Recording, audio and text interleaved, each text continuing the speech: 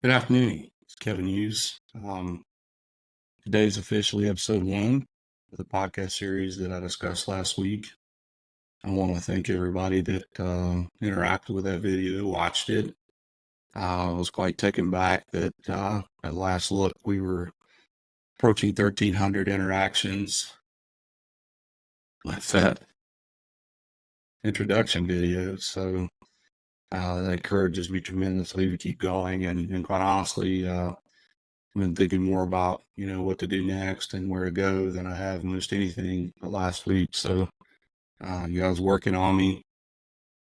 He's not going to let me let this go. And I'm still working on trying to figure out how often to release, how many to release, what subjects to talk about. If there's something that any of you that happen to interact with this video would like to discuss, send me a message. I'm happy to try to talk about anything with anybody that'll help, folks in today's world that we all face together. I am going to be numbering them. I do have a YouTube channel up now. That's under at the @ symbol Aviator 1967. Kevin Hughes, my name's there. In addition to Facebook, these videos will be stored there. So if at any point you want to go back and look at something else, feel free to do so. Strongly encourage you to do that and share them as much as you want. I want these shared. That's the whole goal of this project, is to raise awareness to all these subjects and topics that God's put on my heart, and things that He wants me to talk about, from my perspective and relating to situations in my life. And we're going to start with a subject that up until today, quite honestly, I thought I had made up a word, but it's called incrementalism. In any one of the situations or stories that I'll talk about, I use that term. Incrementalism to me means that, incrementally, in small steps, very bad things have been forced into our modern lifestyles. And things that are against God, they're against our country, they're against, our way of life.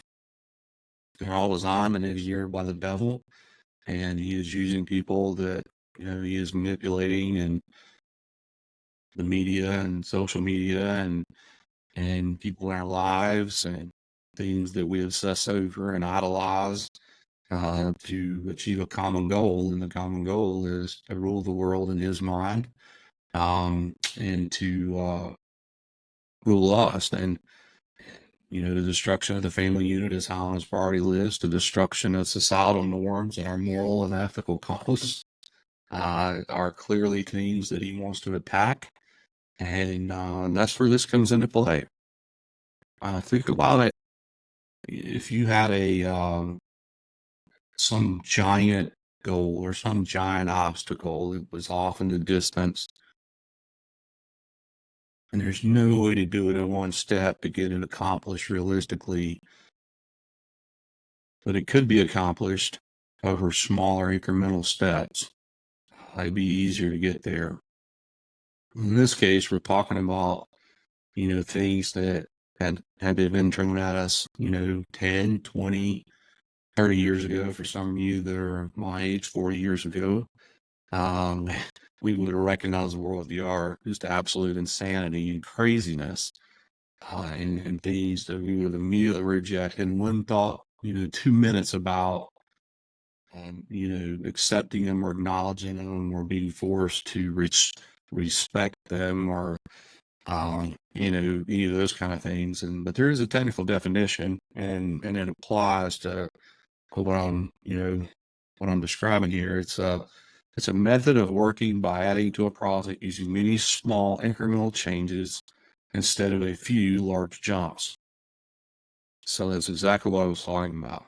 Little steps to accomplish a big, broad goal that, if it was thrown at us all at once, we would reject it.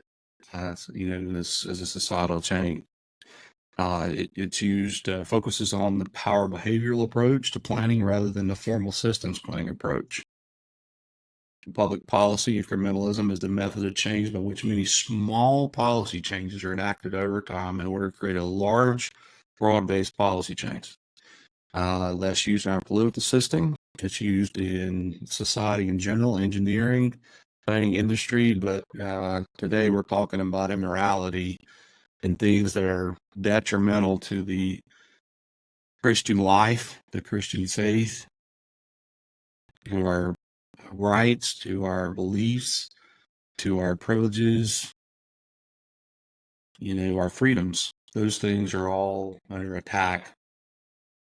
And one of the things that I've made a list of things that that where I see this and I'll pray about this and I've written this down and I'll talk about the first one be the cashless society.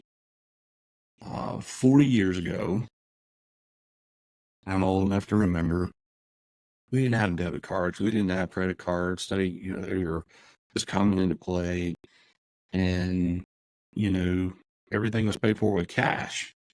Well, over time, as a society, and it's not a hidden statement, they're talking about a cashless society with a digital currency. The digital currency being, and I'll ask you to use your brain here, but it's what? It's controllable.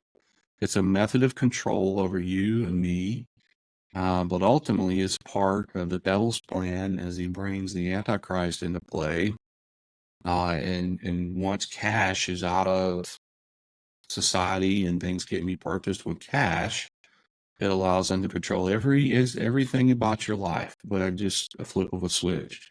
The Bible told us in Revelation 13:17, and it says, "So no one can buy or sell unless he has the mark, that is, the name of the beast or the number of its name."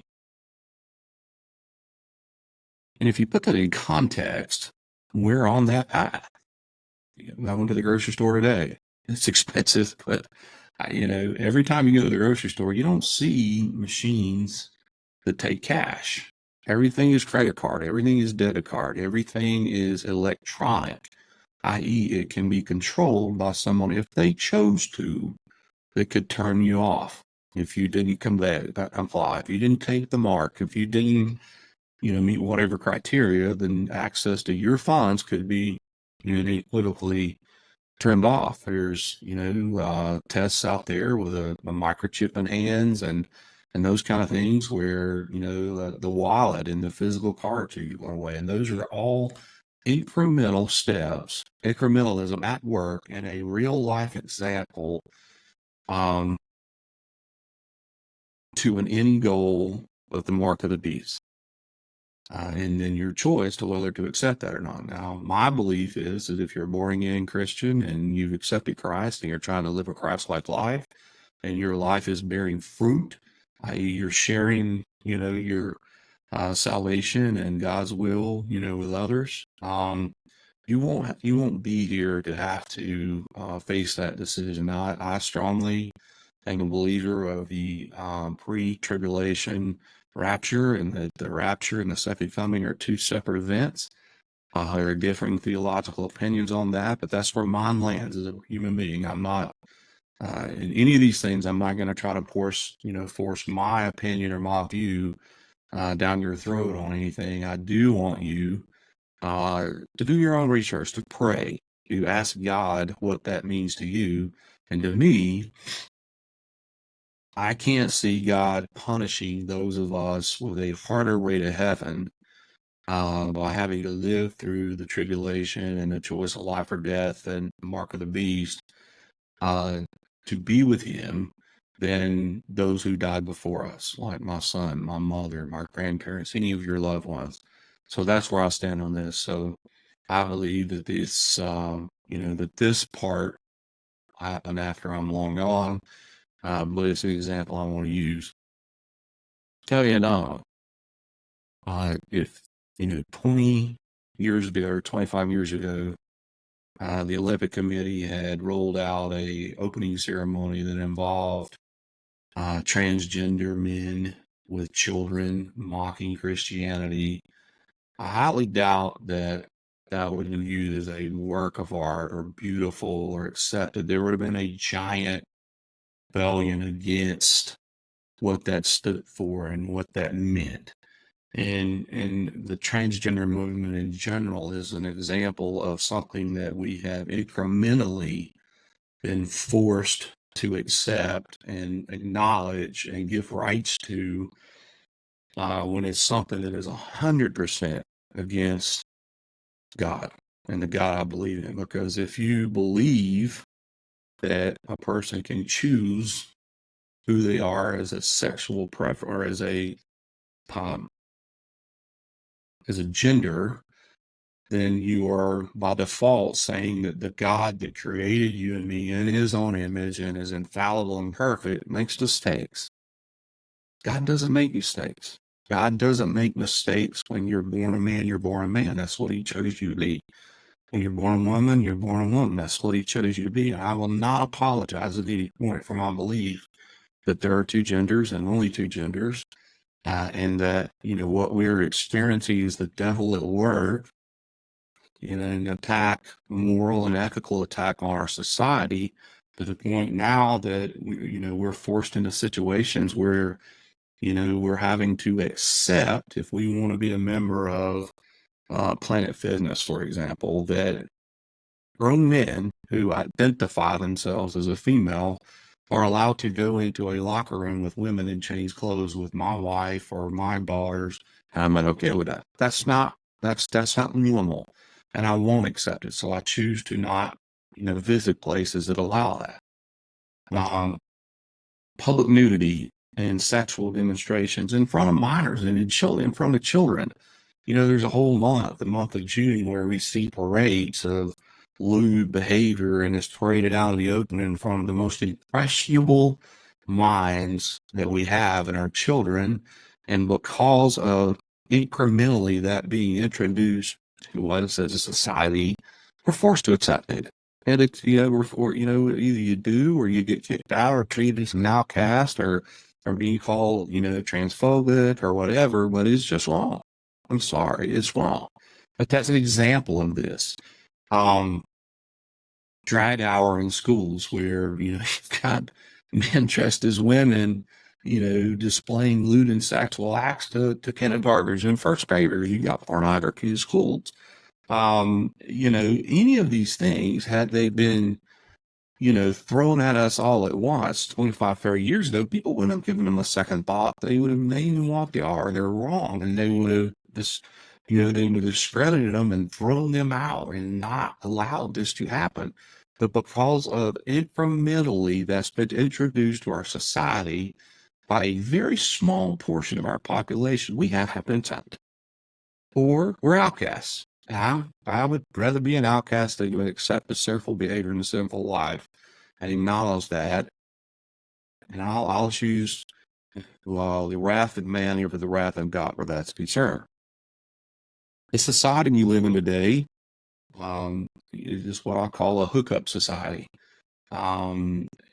Sex is dominant in everything we see, everything we listen to, everything we watch, whether it's television commercials or TV shows. The shows that are on our networks, our mainstream networks now are things that 20 years ago you wouldn't have found them on the darkest of cable shows. The sexual innuendos and the implications have gotten so dramatic that it leaves nothing to the imagination, and those things are all things that are Satan's way of forcing a sinful lifestyle and making it look normal. Our modern television shows, the majority of them, 25 years ago would not have been allowed on the networks that they're on for views. Things that are now getting R ratings would have been X rated. So, but incrementally, those things have been made.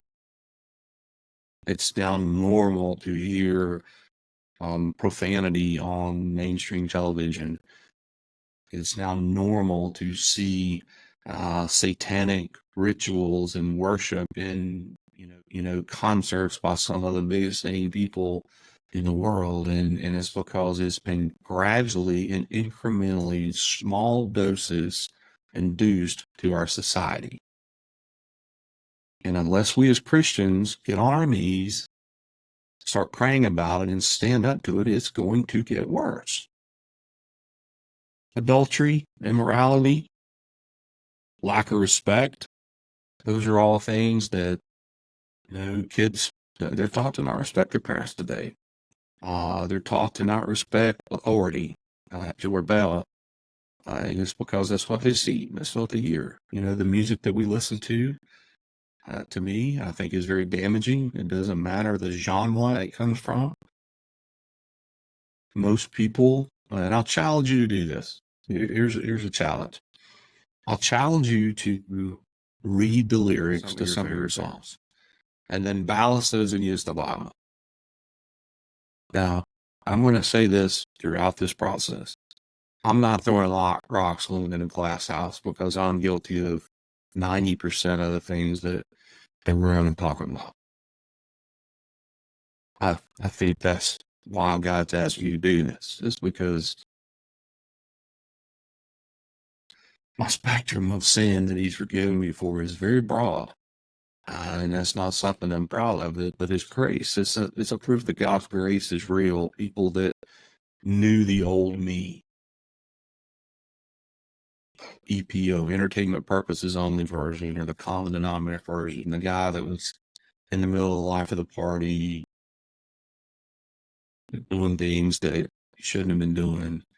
And those people who are watching this version of Kevin have to look at that and see God did something in my life dramatic to change me. Because it wouldn't make logical sense otherwise. There's no other explanation for it other than God. We live in a society where it's now normal for people who are dating to just automatically move in with each other and live together as man and wife without being married. Again, not throwing rocks at a glass house. I've done that. But it leads to other problems. These things that we get into and that we've accepted. It leads to other problems, and it opens the door up for our rights to be restricted more and things to be taken away from us. It's led to a dramatic increase in single parent children, children born out of wedlock, without a mother and a father involved, which further leads to the degradation of the family unit if both parents aren't involved in the child's life. The main parent is left to raise the child, and they have to lean on a public system that is, corrupt and controlled by Satan, in large part. I'm not saying that all is bad, but a lot of it is. And that's the child's basis for morality, is what they see in the world, because a single parent has to work, and that's the devil's goal, is to destroy the child and to further destroy society by driving people at a very young age into a very dark hole. Incrementalism, small steps, a little poison here, a little poison there. It doesn't taste as bad as a big dose all at once. That's what I'm talking about. And when we start talking about Amber's situation with human trafficking and how she ended up in that situation, incrementalism played a large part in that. Incrementalism in my life. Incrementalism in my failures as a parent. That's ultimately part of every story that I will share here. It's an important topic, and it's something that I want to make you aware of. I want to challenge you to challenge everything. Don't just accept something somebody tells you is right or wrong because they say it's right or wrong. And on your knees, pray to God, is this right? Is this wrong? Is this what you're doing? Is this really okay? And then the answer may shock you. If he comes back, tells you it's okay, that's between you and him, that's good. But don't just accept it, because just look back. If you're old enough to remember the 80s or the 90s or even the early 2000s, that'll apply to almost everybody that'll watch this video. If you're old enough to remember those times, look at the things that are on public television now. Mainstream, ABC, NBC, CBS, the big three. And tell me if those television shows would have been accepted in the era you remember the furthest back? For whatever reason. Are they wholesome family-based shows? The answer to 99% of what we see is no. And it's because that's the devil's plan. Listen to music theorists. Ask the same question. Are these things that are good for me? Are these things that I really want my subliminal conscious to be absorbing and to be analyzing, to be accepting of it? Most of it, no. Most of the time when we're listening to music, I will probably do a podcast on music, but most of the time when we listen to music, we're listening to the beat. That's what catches us. That's the balance or the sound or the instruments. I listen to the lyrics. 90% of the time, it's just oriented. But trust me when I tell you, your brain's absorbing it. Trust me when I tell you, it matters. One of the things that's made the biggest difference for me emotionally is that I have done my best. I'm not perfect, but 90% of the music I listen to in the car when I drive is on Christian radio channel. And I started listening to the words because they're meaningful to me. They're scriptural. They're things that mean apply to my life. And then conversely, when I changed the channel to 80s music or country music or whatever, there is a psychological change. There is a change in my mood.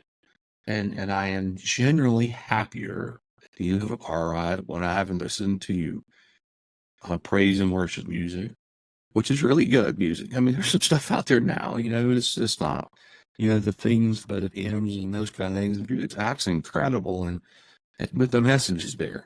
And the mental side of it doesn't wear me out versus the mental side of the lyrics of some of the secular music that I do listen to from time to time. I'm not going to throw a rock in a glass house. And so I'm issuing a challenge to pay attention, listen to lyrics, and know what did they just say. And if it's talking about, raping somebody or murdering somebody or cheating on somebody or, the vulgarity in the language, but, whether you're paying attention to that or not, your brain's absorbing it. And the same thing is true with everything you see on television. If you start paying attention to the television ads that are in all of our modern shows today, there is some implication of an immoral behavior that's there on purpose because it wants to, in our brain, normalize that so we don't challenge it when we come face to face with it. That's just a fact. They don't want you to challenge. Satan doesn't want you to challenge his authority, but his power is real. His manipulative ability is equal in many ways to God's. And I warn people of that when they say, well, a long lost, somebody, a lost loved one, told me, are you sure about that? Because a demon can take on a very pleasing and very comforting form and guide you astray. So be very careful to what you listen to and who you listen to and the nudges you get, because quite often the devil's really working on you, especially if you're trying to live the right way, especially if you're trying to live a Christ life. I say every day, there are people going to see this and they're going to be somewhere with me and I'll end up, saying something and I'll regret it. And I'll apologize, but I'm not perfect. I'm a human. But I'm trying. And that's the important part. I start listening to those things because incrementally over time, the music we listen to, the music we watch on television, the ads have all gradually further and further and further away from God, and that it's not okay to pray in school openly. I see all these articles about coaches being kicked out for praying with their players and, because it's offensive. Prayer is offensive. Are you kidding me? Are you kidding? having a drag queen read to the children or having a pornographic book that describes homosexual sexual acts in the library of a fifth or fourth grader is okay. Praying to the God that created us all, it's not. That's where we've gone. That's how far we've fallen. Check the separation of church and state was purposeful. They don't want God in our lives. They don't want God in our politics. Because if he was, he probably had some different decisions being made. Our employers are forced into this hole, and then many times people are put into uncomfortable situations in order to maintain employment, to quietly accept things they don't believe in. I'm not here to tell you to quit your job. I'm here to tell you that, find a way to cope with that and deal with that and challenge it in a way that doesn't, cost you your job. You never know. You might make somebody make a change. But this is where we'll start. Incrementalism. And this will go throughout the theme of everything you're doing. Trying to keep these all to 30 minutes, and so we're coming up on that. But again, I want to thank everybody for listening. I ask you to pray for me. I ask you to pray for me to have wisdom. You have comfort and guidance throughout this, protection, because the devil, he knows them up. He knows them at bat, and he's throwing them ahead right now. So I just want to keep on keeping on. I think next we're going to start talking about Amber's story and the human trafficking situation she got into, and got some equipment coming that will be able to do mobile podcasts and a little higher camera qualities and multiple people involved. But I hope this is meaningful to you. Um, I don't intend to offend anyone. Pretty agree. As I said in the first introductory episode, there's something here for everybody. But if I hit a nerve, maybe it's a nerve you need to examine. Maybe it's something you need to pray about. That's the only way I would do that. I'm never going to judge anybody. It's not my place. I will tell anybody of any lifestyle, and anybody that's ever been around me has heard me say this. God, I'll be the last one to cast judgment on you. That's God's job. That's between you and God. If you pray with him and you're okay with it and you're convinced you're okay with it, then that's between the two of you. I will not judge you. And I will not condemn you. I'm here to love you and to pray for you and to share my lost experiences with you. But thanks everybody again. Please share this. And again, the YouTube channel is at Aviator 1967. Appreciate everybody's time. Thanks for listening.